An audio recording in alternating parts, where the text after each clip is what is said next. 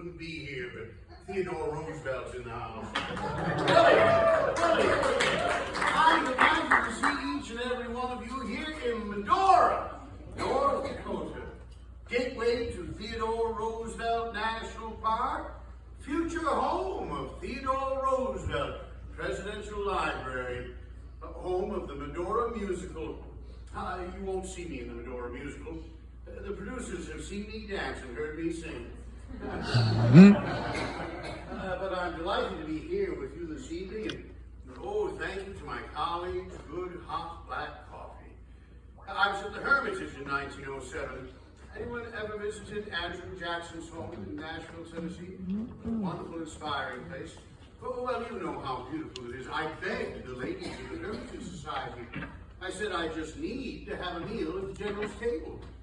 The ladies acquiesced, and then spent the entire luncheon lobbying me for federal funding for a new plumbing system for Old Hickory's house. Well, they are an influential set. I included just such a request in my next State of the Union address, and Congress appropriated the funds. At luncheon that 1907, I finished my coffee,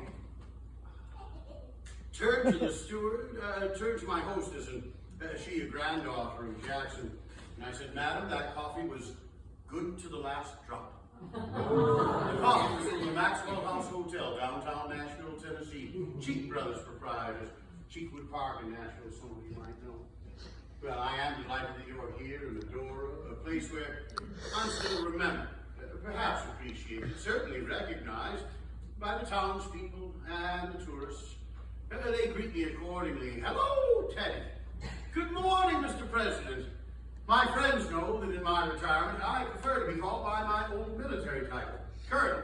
From my brief time in the United States Army, the 1st United States Volunteer Cavalry, history remembers us as the Rough Riders. But all of those greetings, historically accurate, stand in such stark contrast to the one cowboy I saw here in town late this afternoon. I think he'd been in the saloon. He pointed at me and told his friends, he said, "Look, there's the Monopoly dude." Quite humbling and disappointing for an old politician, I assure you. If he knew his history half as well as these children, he would have known I was the anti-Monopoly dude. We do have some progressives in the house, right? Maybe some people that would wish antitrust to actually use this big tech sort of thing we discuss nowadays, right? Well, you may know that I wrote of my time ranching here that this is where the romance of my life began, here in the Badlands. That I said in Fargo in 1911, after my presidency, that I would have never been president but for my experiences in North Dakota. It's my fervent hope and prayer that before our evening visit is concluded, that you might understand a bit more about why I said those things then and believe them more still today. But I'm curious about you. It is now the traveling season. We know we've always been quite popular here in Medora with the people of North Dakota. Now, if you're a North Dakotan and proud of being a resident here of the Peace Garden State, the Flickertail State, well, make some cowboy noise. A whoop and a holler for North Dakota. A whoop and a holler for North Dakota.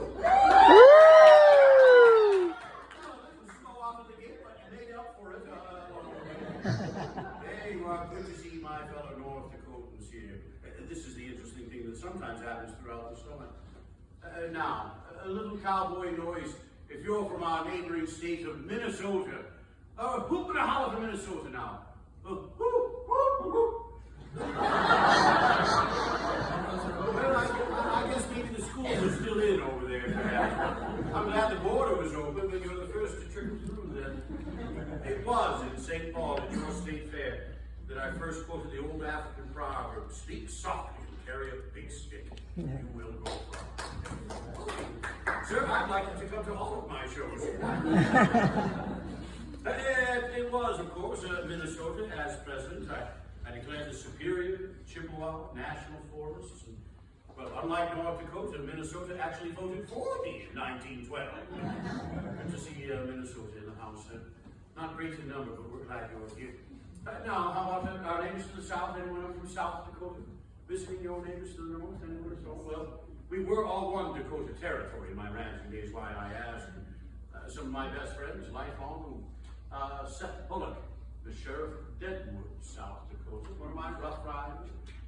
there between Deadwood and Spearfish atop what is today Mount Roosevelt, previously called Sheep Mountain.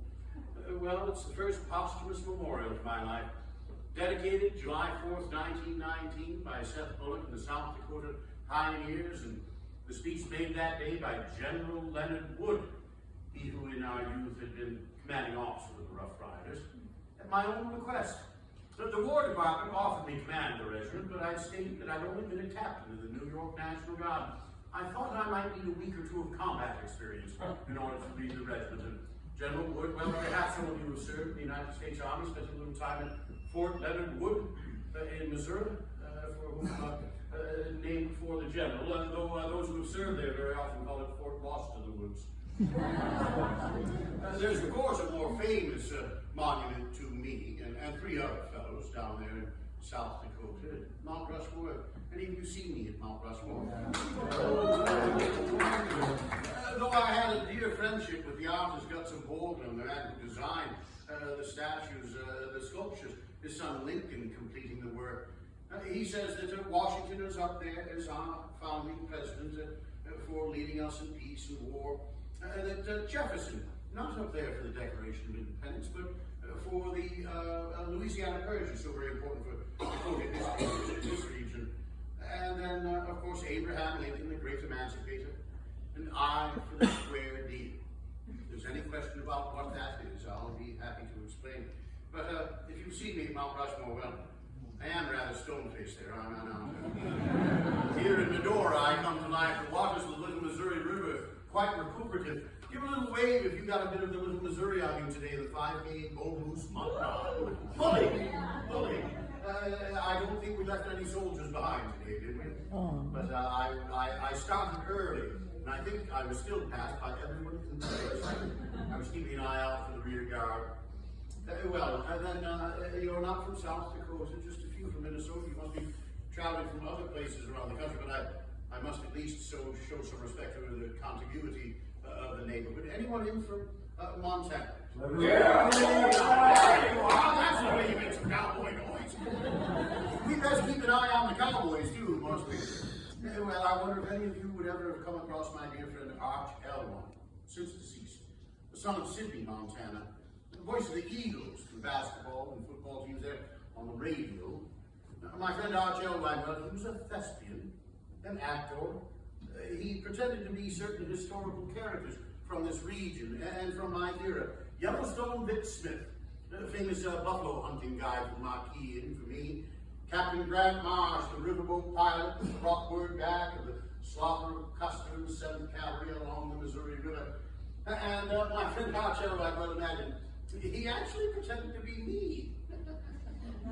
Imagine that, a man pretending to be somebody he's not. My friend Mr. Elwine, he performed at the chateau and on this very stage, and he would lecture us here in Medora. He'd say, "You Medora people, North Dakota, North Dakota, North Dakota, you know your cattle grazed on free Montana grass. Spring and fall roundups throughout eastern Montana, Roosevelt County, my namesake in the region. The stockmen's meetings in Miles City, and even my dust up with the Mingus Bully, which I must tell you, that's modern day Bebo, Montana. So good to see Montana in the house. Who else is in the house and proud of your home state? Anyone at all proud of where you're from? Oh, no, good, we got the National Convention with us. I heard George. Well, we're going to have some fun tonight. I stand before you, half Georgian.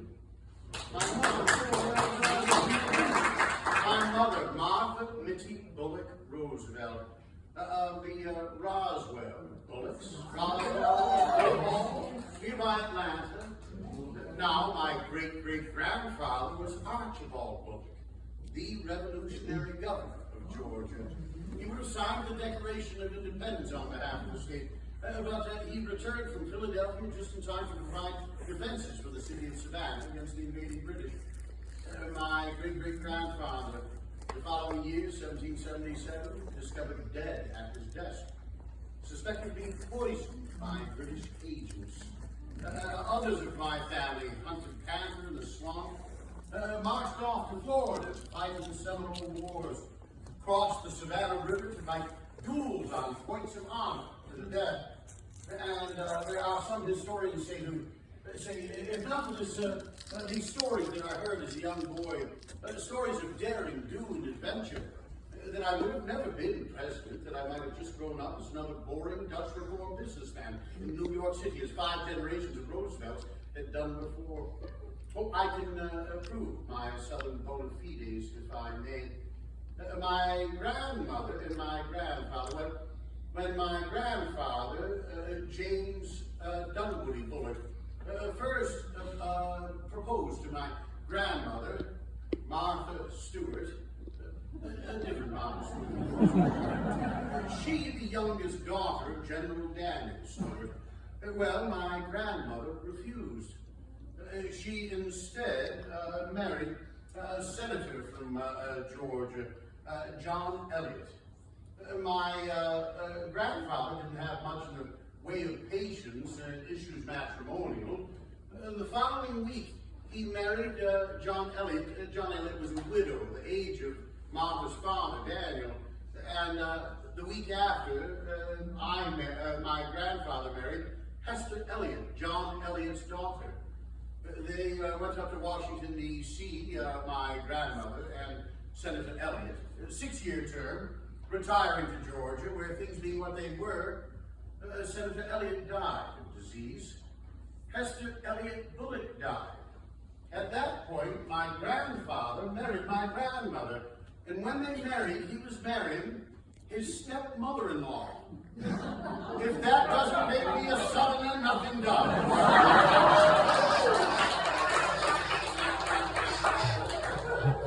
Delighted to see Georgia in the house. Michael was like in here, Ohio. The credit of the presidency, more presidents from Ohio than any other state. And if Virginia's in the house, we'll do the math and they'll prove themselves right. Where in Ohio is home? Columbus. I spoke at the 1910 State Convention, Constitutional Convention. It was the state convention that adopted the first direct presidential primary in Ohio. And in 1912, I won the Republican primary against my own hand-chosen successor, William Howard Taft, in his home state of Ohio, either the son of Cincinnati. After my demise, the Boy Scouts planted trees all over the country in my memory. And they planted a maple on the southwest corner of your old state capitol building, downtown Columbus. They call it the Roosevelt maple. Glad to have you here from Ohio. You might know that it was Taft's son, Robert Taft, who ran for the presidency in 1952, contesting the Republican nomination against General Eisenhower. General Eisenhower, associated with the international efforts of the country through being the supreme commander of the Allied forces in World War II, an advocate for the North Atlantic Treaty Organization, the United Nations. Senator Taft, he was a traditional isolationist Republican. The press thought they might have a little go at Senator Taft. One member of the press snuck in a question, Senator Taft, what's your foreign policy? Senator Taft thought for a while and said, beat Michigan. They do still play a little football in the Big Ten. Well, remind me, if you haven't heard it before the evening, I'll tell you the story of how I saved football in America. Where else are you from, anyone? Colorado, Texas, and Missouri. Hold it right there. Colorado, home to one of my 5 national parks. I was only able to wrestle 5 out of Congress for the fact that it took an act of Congress to name a national park. I could name national forests as a result of the Forest Preserve Act that delegated from Congress to the presidency the executive authority to name national forests amongst the public lands. 150 national forests for a nice round figure of 150 million acres. The monuments, eventually after the 1906 Monuments and Antiquities Act, I could name national monuments by executive order, but national parks took an act of Congress. The Speaker of the House was from Danville, Illinois, famously Joe Cannon. They called him Uncle Joe. The Cannon House Office Building, his namesake. He had famously said, not 1 cent for scenery. Well, you who love the national parks know they are not just scenery. The nation's playgrounds and wild places, organized in the most democratic principles. Did you know the national parks belong to you and to your brother, likely? You've got to share them now. The parks belong to each and every one of you. Hence the responsibility to pass these parks on to future generations in better condition and not in worse. Amongst my 5 national parks, Mesa Verde, the Pueblo Indian ruins in southern Colorado, and well, amongst the national forests I passed on the other end of the state to the north, you've got the Arapaho Roosevelt National Forest. My name is on the map in Colorado. Texas, you can't tell the story of the Rough Riders without some time misspent in San Antonio. We were a harem-scarum bunch. I have friends from Arizona in the house, and the plurality of the Rough Riders were men who came from the southwestern territories of Arizona and New Mexico territory, Indian and Oklahoma territory. When Congress authorized the expansion of the regiment, with the War Department really doing so, to about 1,000 men, I could then accept some of the offers of service, men who had volunteered by letter and telegram, some 20,000 arriving to my personal attention. I accepted some of those offers to volunteer from New York City police officers who had served under my presidency of the police commission. My friends from Harvard and Princeton and Yale, from the gentlemen's clubs of Boston, Washington, D.C., New York, and Philadelphia. You might wonder, when we gathered in San Antonio, how these men mixed, whether or not it was like oil in the water, these fancy fellows from New York City and beyond, and these rough and tumble ranchers and miners and cattlemen of the Southwest. It speaks well of the men of the East, that whereas in previous wars they might have thought themselves entitled to officerships by birth and breeding, these men volunteered to be cooks, orderlies, ordinary troopers, anything they might do to get into the front lines of the war. I have an illustrative story of how these men got along. One of my friends from the East Coast arrived rather later than the other gentlemen in San Antonio. He arrived by train and wore his Sunday suit and his straw hat. Arriving and inquiring as to my whereabouts, I had been spotted down by the stables. When he arrived there only remained 2 men who had spent the entire day breaking Texas-bought horses that were supposed to be broken before we bought them. That day, one of the horses remained unbroken, unlike the leg of one of the cowboys thrown by that horse earlier in the day. That man missed the entire war. When my friend asked about my whereabouts, the 2 cowboys winked at one another, thought they'd met their mark. They said, "Colonel Roosevelt is on yonder hill, but you may have this horse to go and find him." My friend, the unbroken mountain. He took the reins of that horse, jumped into the saddle, took immediate control of that wild ride, and rode off successfully to find me, leaving the cowboys with their chins atop their boots. They had just attempted to have fun at the expense of the United States Amateur Riding Champion. Where in Texas are the Texans from? Houston. Wonderful. I'm delighted that you're here.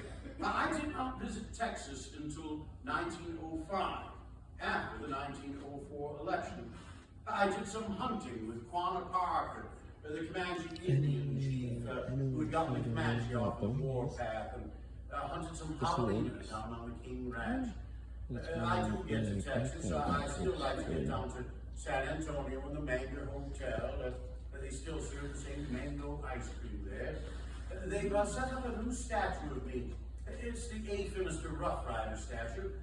Now it's outside the hotel, pointing towards the bar, the Mango Hotel bar. And I want you to know that if you do go into the bar at the Mango Hotel, well, do not believe the bartender when he tells you that I rode my horse into that bar, shot my pistol into the ceiling, and that we got men drunk that they might wake up in the morning as members of the regiment. If they got drunk, we didn't want them in the regiment.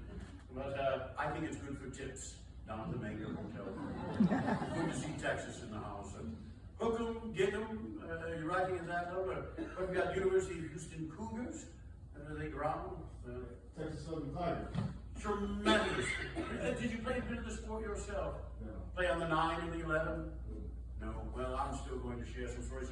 They really play some great collegiate football in Texas at the high schools.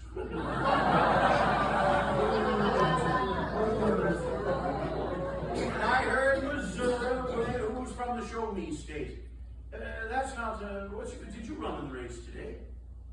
Did you run the mud race uptown Butte and all? No, you didn't. Well, we did. We hiked uptown Butte this morning, but this afternoon we ran up Cemetery Butte. I thought that was good planning, for I felt like I was going to die when I convenient in that case, isn't it? Well, in Missouri, I mentioned Fort Leonard Wood, but I like the fact that in 1904 I sent the Olympics to St. Louis. They'd been awarded to Chicago. I said, no, the World's Fair, well, you know, meet me in St. Louis. The World's Fair was in St. Louis that year. I said, send the Olympics there, it'll save people time traveling. And I refused to visit the World's Fair and the Olympics until after the election. At which point, I became the first Republican since 1872 in the independent Republican campaign of Horace Greeley to have won the state of Missouri. My daughter Alice was just about to put the gold medal around the neck of the man who was thought to have won the marathon, right before it was reported that he'd gotten a ride on the back of a truck for 8 miles. Things have changed a great deal, have they not? When I was a cowboy here, I thought I would make some money by writing. And through my friend Henry Cabot Lodge, I received a contract to write some historical biographies. And I wrote a biography of Senator Thomas Hart Benton, the famous Missouri senator who's associated with manifest destiny in the filling of the continent to the west. Good to see Missouri in the house. Anyone else proud of your home state? Now, I heard Alabama over here. Wisconsin. Well, Alabama, I associate that with General Joe Wheeler. He, the commanding officer of all cavalry in Cuba, in his youth, he had been a Confederate cavalry general for Lee.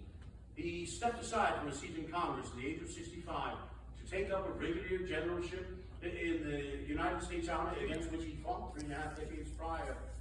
But the Spanish-American War helped us to overcome the sectionalism that had existed in the country. When we first took the troop train from San Antonio across the old Gulf states on the Gulf Coast Railroad, well, we went through Alabama and the other states in the Deep South, and how it did my Knickerbocker heart good to see that when we stopped the train, rested the men and watered the horses, out from town at the depot came Southern belles carrying buckets of coffee and milk and trays of baked goods, where but a generation and a half before, their parents and grandparents had fought to tear the Union asunder. The Spanish-American War that united the red and the blue beneath the red, white, and blue. General Wheeler was a bantam fighting cock, known as Fighting Joe, always put himself in the front lines, as he did in Cuba. Our troops and Wheelers were amongst those that had the first encounter with the Spanish at Las Guasimas. We routed the Spanish, but by this time, General Wheeler was showing the signs of yellow fever that would send him to the hospital in the care of his daughter Anna, an American Cross Red nurse. The situation became apparent that General Wheeler was suffering from the fever. When we routed the Spanish, and in his fever, the excitement and delirium, the old rebel general was heard to shout out, "After him, boys! We got the damn Yankees on the run!" It was time for General Wheeler to go to sick leave. Joe Wheeler National Wildlife Refuge nearby Decatur, along the Tennessee River, the wonderful crane festival held there every year.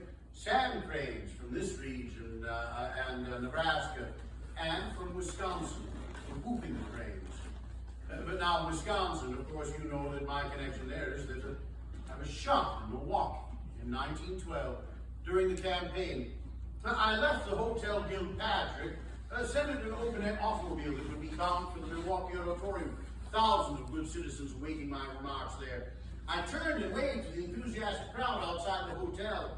And when I did so, a madman reached in the automobile and shot me at close range with a .38 caliber. The bullet pierced my overcoat, my folded speech, my steel eyeglass case, lodged deep in my chest and knocked me down in the automobile in which I was riding. I first stood and made sure that no vigilante justice was done to the madman that shot me. But then, being a hunter and a soldier, I knew to spit into my palm and to check my spittle. There was no blood in my spittle. My lung was not punctured. It was but a mere flesh wound. I refused medical attention. I demanded to go and make my speech at the auditorium. The automobile took me thither. I climbed upon the stage. I pulled my jacket to the side. I showed the audience my bloody blouse. I said, "You must bear with me. You must be quiet. You may not understand. I've just been shot. But it takes more than a bullet to kill a bull moose. I spoke from 90 minutes with a bullet in my chest. And right now, some of you that were dragged here are wondering what it will take to get me to stop hollering at you. I do say we won't keep you too late on this beautiful Saturday evening in the Badlands. Anyone else from your home state before we begin? Tennessee. Wonderful. I told you about my association there with the Maxwell House called the Hermitage. But I think we should acknowledge that I thought the most important work that I did was the Panama Canal. It had been a vision of mankind since the explorations of Balboa 4 centuries before. The French had recently failed in digging the Panama Canal, with the loss of 10,000 soldiers, engineers, laborers, and nurses. They did not understand the yellow fever. But that son of Sewanee, Tennessee, Dr. William Crawford Gorgas, the chief health officer on our Panama Canal Commission, he'd been the health officer in Havana, Cuba, during our occupation there. He collaborated with Dr. Carlos Finlay, a Cuban doctor, who along with Dr. Walter Reed of the United States Army, for whom the Veterans Administration Hospital in Washington, D.C. was named, all three men, just about the same time, hit upon the proper theory that yellow fever, rather than being some sort of miasma in the air, that it was actually transmitted by the bite of the Aedes aegypti mosquito. So, against the protests of most of the medical leadership and academia and the War Department, which was seeing to the supplies down in Panama, Dr. Gorgas persisted in requiring metal screens for the windows and doors, protocols of pouring out the rain barrels, spraying, eliminating the waters in the ditches, and spraying those ponds and swamps that could not be drained with kerosene and oil to kill the larvae. The French, those well-intended French nurses, when their yellow fever patients were in the hospital, to keep those patients from being pested by the ants, they would put a little dish of water underneath each one of the legs of the beds in which those men were resting. Of course, while killing the ants, each one of those little dishes became a breeding ground for the mosquitoes that transmitted the disease within the hospitals themselves. When the French were sent to Panama, each one of them usually was sent with his own coffin for the return trip. About 1/3 of the dirt that was dug out of the Panama Canal was dug by those Frenchmen.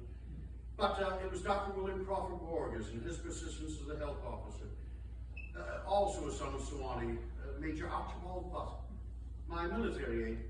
In 1908 and 1909, in any case, and a journalist by background, Archibald Butt would write letters to his mother, and then upon her decease, to his sister-in-law, Clara. And he told her, you might want to hang on to these letters for the future. They might be worth something. They were every night or every other night a recounting of the adventures that he had in the White House and out in the field as my aide-de-camp. He was a great favorite with children.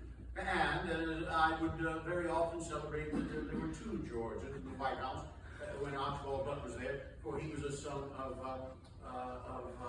Augusta in Georgia. Now, my friend Archibald Butt, he would go on to serve as William Howard Taft's military aide. And you know the history. When I returned from hunting in Africa after my presidency, touring Europe, when I returned to the United States, I saw that Taft had made a mess of everything. And that great contest of 1912 was about to happen. I taking on Taft for the Republican nomination, holding the party when the nomination was stolen in Chicago, and founding the Progressive Party. And Archibald Butt, you could imagine, he was working himself down to a nut and worried about this impending conflict by his good friends. He did not wish to do so, but President Taft ordered Archibald Butt to Europe for a vacation. He went with his friend, the artist Frank Millet, and they returned partway on the Titanic. It was Archibald Butt who, along with others, made sure that the band played Nearer My God to Thee, the old German hymn Autumn, as the ship went down. They crying out with others, women and children first, and you know it wasn't every man that answered those orders. Archibald Butt and Frank Millet, they are still remembered today. When you visit the White House, as you should, in the nation's capital, on the south ellipse of the White House, there's a tall water fountain about 4 feet tall, with an obelisk in the middle. The obelisk shows an old Roman soldier. The soldier is Archibald Butt, and a Renaissance painter the painters, Frank Millet, the gift, the funds raised privately, the fountain meant for the horses. Both men loved horses. Then the police department, the Secret Service, the army, the horses were all about. And sadly today it's a nice little fountain for the pigeons. But I hope that you might remember Archie Butts, that son of Suwanee, Tennessee. Well, we should probably save the roll call of the states. We'll pause them until we come to the questions and answers. It really is time that we should start the show. My friend up in the booth is Miss Johnson. Yes, it is. That's author of Breckenridge, Minnesota, now Fargo, North Dakota. Would you bring the house lights down to the Old Town Hall theater, please? Thank you. It's been a long day. Some of these nice people would like to take a nap. You go right ahead. I'll still be yammering when you leave. I first came to these Badlands in September of 1883. I came to hunt a bison bull. Just shy of my 25th birthday. I was already stamped with my Harvard education, and I was an elected member of the New York General Assembly, the youngest member of the caucus. I came here at the invitation of a retired naval commander, Henry Honeychurch Gorringe, famous in our history briefly as being the naval officer sent to Alexandria, Egypt, there to accept and then transport a gift from the Pasha of Egypt to the American people, Cleopatra's Needle. This is again an obelisk. Think of something the shape of the Washington Monument and called Cleopatra's Needle. Called a needle for the fact it's pointy on top. But unlike the Washington Monument, this is about 1/9 the size of the Washington Monument, but one giant stone and carved on all four sides by the ancient Egyptian cuneiform picture writing. Commander Gorringe and crew loaded the needle through the side of his hole, threaded the needle at Gibraltar, crossed the Atlantic, and with Commander Gorringe still superintending the effort, unloaded the needle, transported it on a specially built railroad using cannonballs as ball bearings, and saw to its proper erection in Central Park, Manhattan, one of my playgrounds, and it stands there today. In his retirement, Commander Gorringe, with two silent partners, purchased the abandoned Army cantonment that was here, just on the west side of the Little Missouri River. That's where the station was when I got off. The station was called after the river, Little Missouri. But life was so abject and difficult and poor there, and the only thing to drink about was bug juice, that the locals called it Little Misery. It was 2 o'clock in the morning. Commander Gorringe did not make the trip. He assured me that if I came, I would be able to hunt some big game, but most especially a bison bull. I was having a home built in Oyster Bay, Long Island, intending to call the home Lee home, after my wife's family, the Lees of Chestnut Hill, Boston. I came here to hunt a bison, even though I knew the bison were on the verge of extinction. I wanted to hunt a bison before there were no bison to hunt. I had not yet developed my thoroughgoing ethic as a conservationist. Hunting done properly is conservation. Before my years were through here in the Badlands, at dinner in New York City at my home, I founded Boone and Crockett, the nation's first fair hunting and conservation organization, probably headquartered today in Missoula, Montana. When I arrived, I dragged my duffel bag across the tall grass and banged incessantly on the door of the Pyramid Park Hotel. The thought being that, so naming the hotel, that travelers here, having known Gorringe's fame in Egyptology and seen the red buttes of the Badlands, would somehow be transported back to ancient Egypt. Well, loosely apply any definition you have of what a hotel should or might be. Finally, the door was opened by the foulest, dirty little man using the foulest, dirty little language, and he showed me not up to my room, but to the room, where there were 13 cots occupied in 12 of the places, sliding the wall and quite a cacophony of noises. I was given the vacancy, a short night's rest, and then we all thundered like a herd down to the kitchen and the dining room to eat breakfast in silence like trenchermen. And then out to find my hunting guide. The first man refused me, as did the second. I began to hear whispers behind my back of storm windows and 4 eyes. My glasses somehow being a sign of a moral defect in a man's character. I was fortunate to prevail upon Joe Ferris to be my hunting guide. And that first night we went just about 6 miles south. to the ranch known as the Maltese Cross for the shape of the brand used.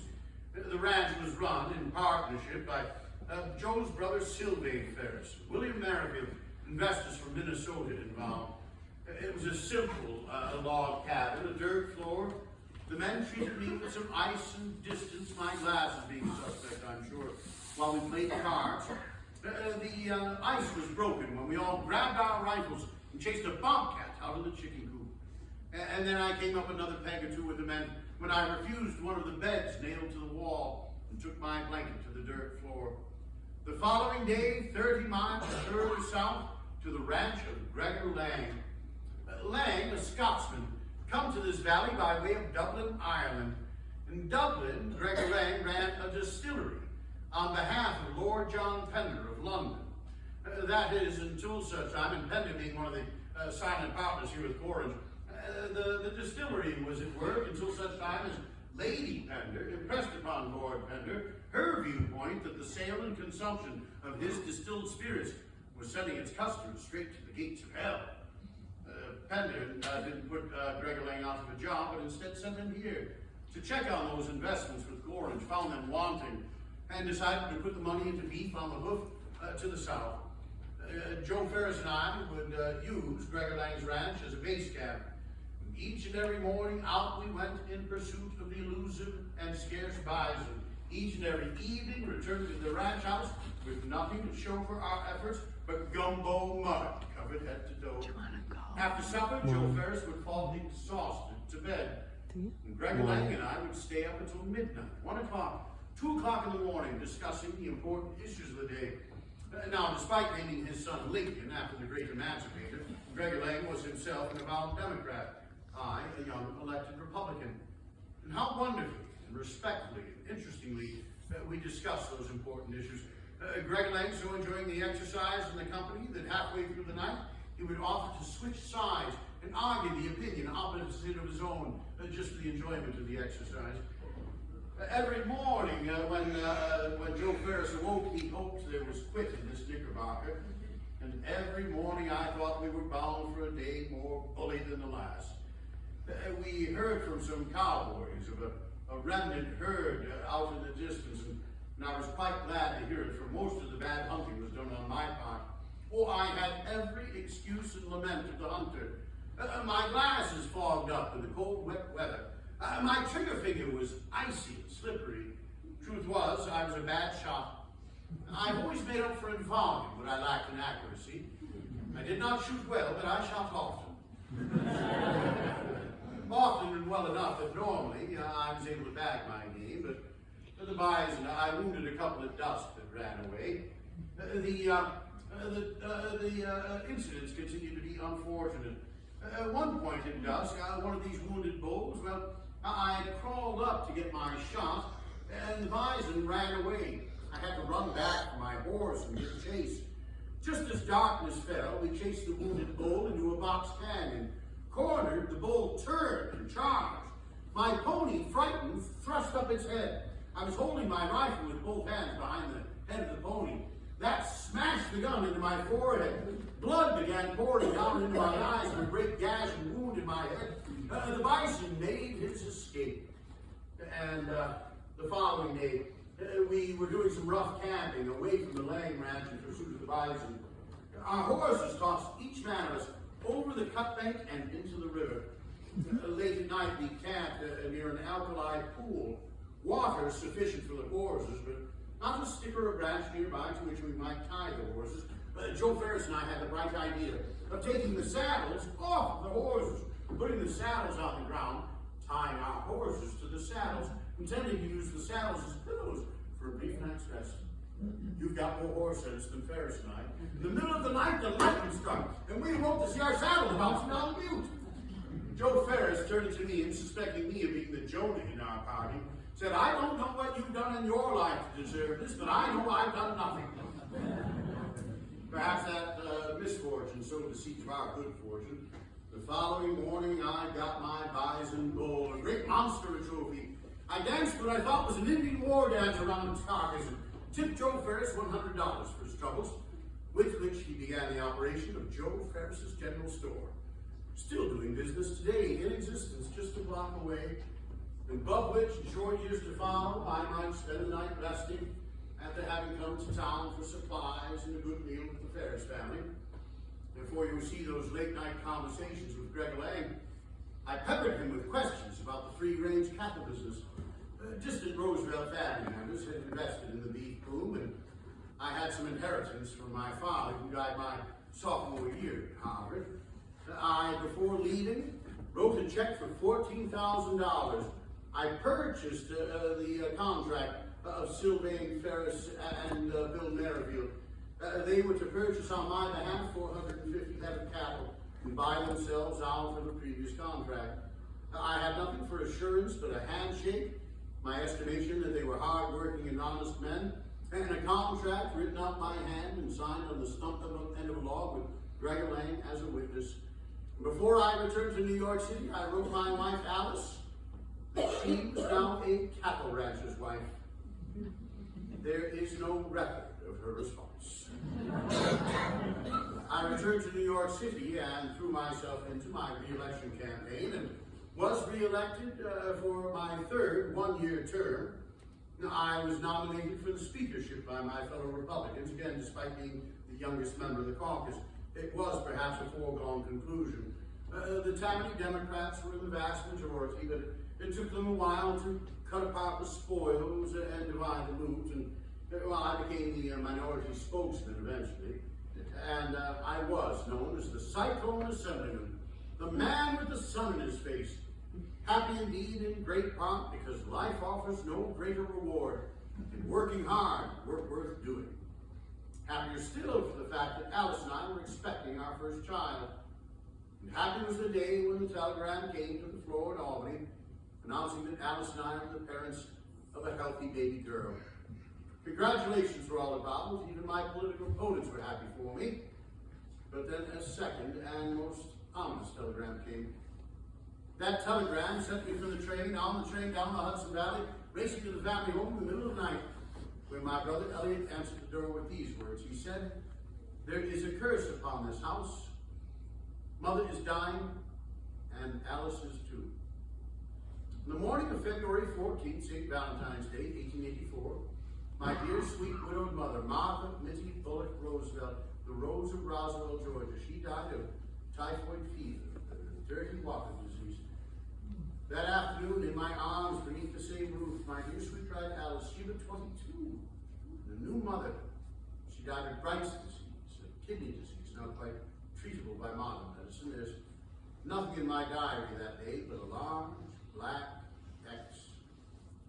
And the words, "The light has gone out of my life." I thought forever. A friend wrote to the twin funeral 2 days later. Theodore knows, neither what he does nor says. But I was a man of the Christian faith, and my faith told me my loved ones were not gone, but gone before. And I took courage in the words of my late father, who said, "Dark care seldom sits behind the rider whose pace is swift enough. Get action."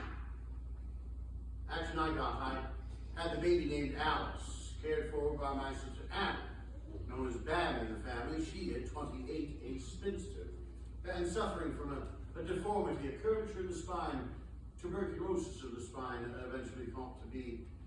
She would, in later years, marry herself and have a child at the age of 43.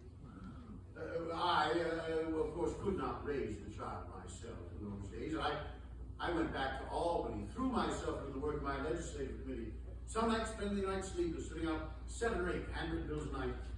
The session over, I returned to New York City, saw the family affairs, took the train west to Chicago, participated in my first Republican National Convention, leading the effort successfully to see the first man of color, Congressman John Lynch of Mississippi, seated as a temporary chairman of the great National Party Convention. The convention being over, I did not return east to New York City, but took the train so much further west, here, to Medora.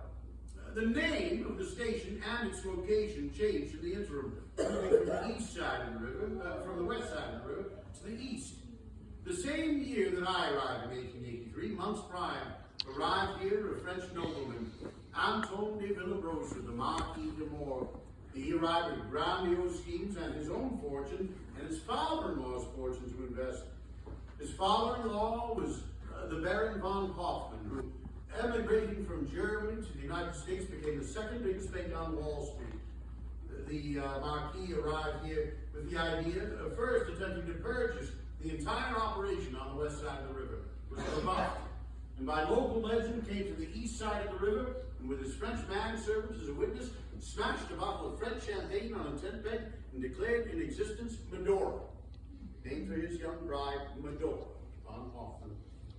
So when I arrived, well, it was a boom town here with the abattoir, chimney at Chimney Park, the remnant of that great slaughterhouse. I was down at the Maltese Cross. The cattle had wintered well. We were calving just wonderfully. But the Maltese Cross was hemmed in by other ranching operations. I wanted to put hundreds, if not thousands, of more cattle on the free government grass upon which we were squatting. We were along the Medora Deadwood Trail, like living along the modern highway, but the customs of hospitality in my day such that I was spending more time as a hotelier and a restaurateur than I was getting good writing and hunting and ranching done. My neighbors, the Langs and the Eatons, told me of some bottomlands about 30 miles north of Medora and downstream on the Little Missouri. Without a neighbor for 10 or 12 miles in any direction, again, plenty of grass and fresh water and plenty of cottonwood trees, with which I could build a nice ranch house and ancillary buildings. This latter fact likely explaining why I invited two men from the north woods of Maine, William Sewell and Wilmot Down from Island Falls, to be my ranchmen at my northern ranch. I'd spent time with the men on several occasions after the death of my father. Together we hunted and hiked and canoed. We climbed Katahdin, the highest point in Maine, famous today as the northern terminus of the Great Appalachian Trail.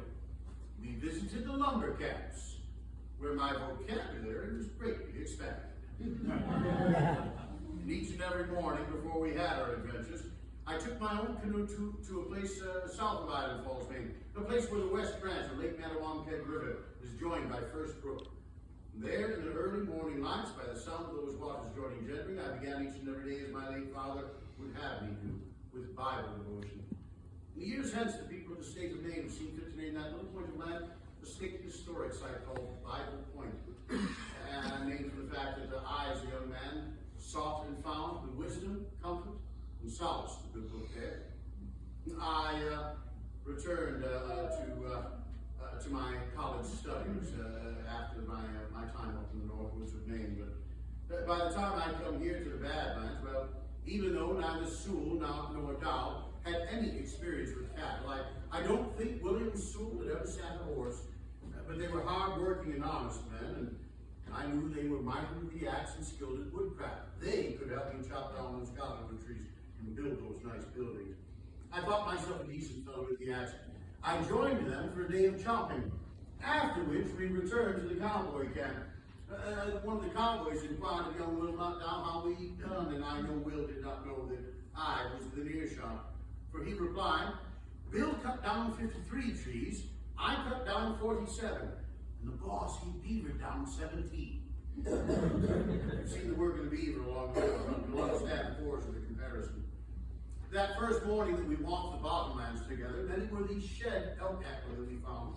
But of particular interest, two pair of elk antler, their skulls intact, demonstrating that the combatants had locked themselves in mortal combat, of course, leading to the dehydration and death of each of the great beasts.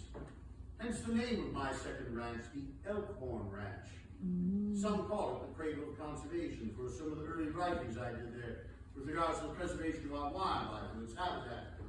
For I became quite concerned, traveling as I frequently did between the Badlands and New York City to see to family affairs and to avoid some of the bitterest of the Dakota winter, when I saw that most of the ground between had been hunted out, the forests clear-cut, the rivers polluted by industrial waste and runoff. I knew that future generations would indeed hold us in shame, not for what we had used, but for what we had wasted. I had the inspiration of Boone and Crockett on those trips. I would indeed spend a great deal of time here over those 3 years or so, about a year's worth of days in the Badlands, hunting in the regions to the west. When I was here, it was one of the last places that was still the Wild West. The west of the Indian, the buffalo hunter, the soldier, the cow hunter. The west of Owen Wister's stories. Here in town we have the Western Edge bookstore. I imagine you can find The Virginian by Owen Wister, the first cowboy novel written by a friend of mine from Harvard who was 2 years younger than I. The west of Frederick Remington's paintings and drawings. A west where I could ride for days and not even see another human soul. The game and wildlife staring silently as I rode by. I slept at night with nothing but a billion stars that played. Woke in the morning to the smell of sage in the air. 'Twas not all romance. We knew toil, hardship, hunger, and thirst. We saw men die violently amongst the horses and the cattle, and evil feuds with one another. We worked beneath the blazing summer sun, and with the bitter spite of winter in our faces. But ours was the glory of work, joy of living as free men on the cabaret, the beat of hearty life in our veins. And some of you know there's nothing so good from the inside of a man or a woman as the outside of a horse. Riding my horse man through these very buttes and through these coulees, hunting in the regions beyond, well, eventually even my great sadness was equaled somewhat. I wrote my sisters in New York City every time I would travel back to the city. I wrote that when I visited, under no circumstance should an old childhood sweetheart, Edith Carroll, be anywhere about. For I was a Victorian. I did not approve of second marriages. I did not want to be tempted. And thank goodness, sisters don't always do what brothers ask them to do. On one return visit there in the parlor was Edith. We began to see each other socially, became secretly engaged, and nearly 3 years after my first wife's sad passing, Edith and I eloped. We were married at St. George's, Hanover Square, London, England. Returning to the United States 9 months and 2 weeks after the wedding, Ted Jr. was born. The first of 5 children Mrs. Roosevelt and I would have together. We took the baby Alice back into our care when she was but a toddler, breaking my sister Patty's heart. Fast forwarding through history as we must, this beautiful evening in Medora. I wonder if you realize in the late years of the White House, Mrs. Roosevelt and I reared 6 children there. Mrs. Roosevelt claimed she reared 7 children there. And I was her worstest, most terrible child. Oh, I worked hard for the American people, what I call